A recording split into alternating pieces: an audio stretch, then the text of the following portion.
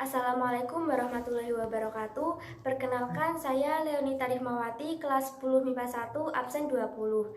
Di sini saya akan mempresentasikan materi pergaulan sehat remaja. Sebelumnya, saya akan menjelaskan definisinya terlebih dahulu. Pergaulan adalah proses interaksi yang dilakukan oleh individu dengan individu lain atau individu dengan kelompok lain, yang artinya manusia sebagai makhluk sosial tidak akan pernah lepas dari yang namanya kebersamaan. Sehat adalah kondisi di mana segala sesuatu berjalan dengan normal dan bekerja sesuai fungsi sebagaimana mestinya.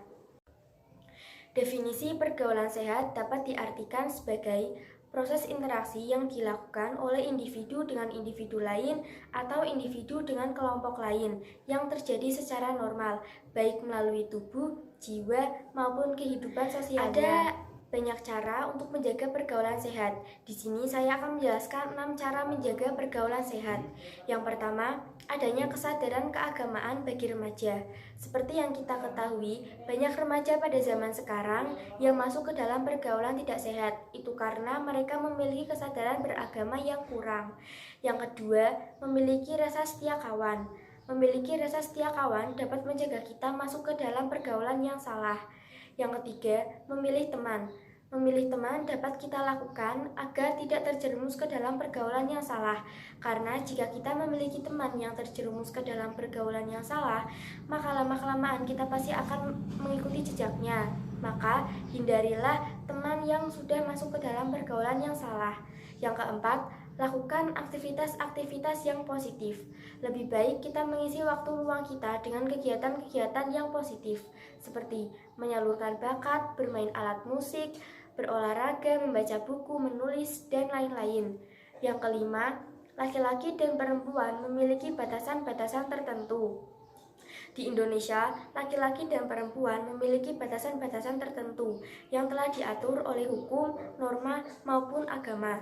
Yang keenam, menstabilkan emosi. Menstabilkan emosi menjadi peran penting bagi remaja pada zaman sekarang. Sikap-sikap dalam pergaulan sehat. Yang pertama, penampilan fisik. Yang kedua, berbicara dan bersikap sopan.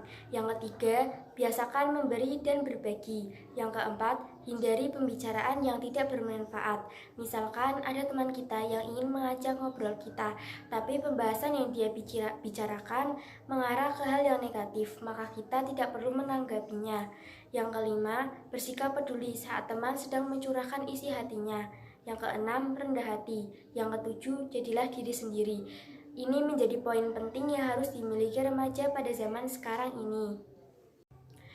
Pengaruh positif pergaulan sehat. Yang pertama, dapat meningkatkan motivasi belajar sehingga bisa meraih prestasi belajar dengan baik.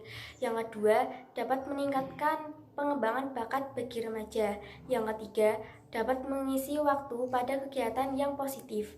Yang keempat, dapat mengembangkan sikap yang berkarakter, yaitu sikap ramah, sopan, suka menolong, dan lain-lain. Tanda-tanda pergaulan sehat. Yang pertama, berakhlak mulia. Yang kedua, pemaaf. Jika ada teman kita yang melakukan kesalahan terhadap kita, lalu dia meminta maaf, hendaknya kita langsung memaafkannya karena memang manusia tidak luput dari yang namanya kesalahan. Yang ketiga, berprasangka baik. Yang keempat, jauh dari rasa iri dan dengki. Yang kelima, bersikap sopan. Yang keenam, selalu mengingat pada kebaikan. Yang ketujuh, suka menolong atau suka membantu. Yang kedelapan, memberi nasihat yang baik. Kesimpulan dari apa yang saya sampaikan tadi adalah masa remaja adalah masa yang paling berbahaya bagi kehidupan kita. Kita sebagai remaja harusnya sadar dan menjaga diri kita. Jangan sampai kita masuk ke dalam pergaulan yang negatif. Karena pergaulan yang negatif akan merusak masa depan kita. Sedangkan dengan pergaulan yang positif, kita akan mencapai masa depan yang cerah. Sekian dari saya. Apabila ada salah kata, saya mohon maaf. Wassalamualaikum warahmatullahi wabarakatuh.